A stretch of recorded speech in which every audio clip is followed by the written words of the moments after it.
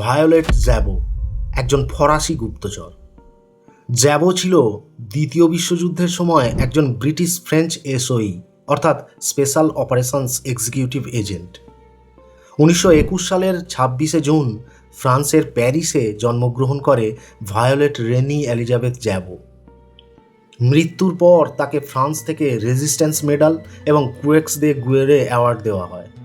এছাড়াও তাকে মরণোত্তর জর্জ ক্রস পুরস্কারে ভূষিত করা হয়েছিল। জ্যাবোর বয়স যখন মাত্র 11 বছর, তখন থেকেই সে জিমন্যাস্ট, লং ড্রাইভ, বাইসাইক্লিং এবং আইস স্কেটিংয়ে পারদর্শী ছিল।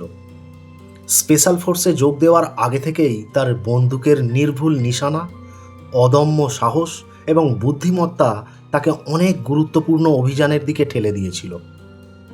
তার জীবনের সবচেয়ে বড় এবং শেষ অভিযান ছিল বিশ্বযুদ্ধের একটা জরুরি অবস্থায় ফ্রেঞ্চ রেজিস্ট্যান্সকে সাপোর্টের জন্য বিমান থেকে প্যারাশুট গ্লাইডিং করে আকাশপথে জার্মান দখলীকৃত ফ্রান্সে অবতরণ করা।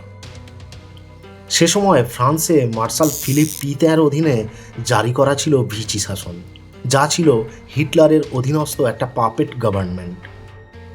1944 সালের 10ই জুন জ্যাবো এবং তার দল ফ্রান্সের লিমোজ শহরের কাছে নেমে আসার সাথে সাথেই জার্মানদের পেতে রাখা অ্যাম্বুসের ফাঁদে পড়ে যায়। তাকে সেখান থেকে গেস্টাপো সৈন্যরা ধরে নিয়ে চলে যায় জার্মানির র্যাভেন্সব্রুক কনসেন্ট্রেশন ক্যাম্পে। শুরু হয় অমানবিক অত্যাচারের সাথে ইন্টারোগেশন, রিপিটেডলি গণধর্ষণ এবং ফোর্সড লেবার ছাড়াও তাকে নগ্ন করে হিমশীতল বরফ জলে আপাদমস্তক চোবানো হতো। দীর্ঘ 7 মাস কেটে যাওয়ার পর তার কাছ থেকে গোপন তথ্য আদায়ের জন্য তার নগ্ন পিঠে একদিন গনগনে উত্তপ্ত ধাতব দণ্ড নিয়ে বসিয়ে দেয় এক গেস্টাপো।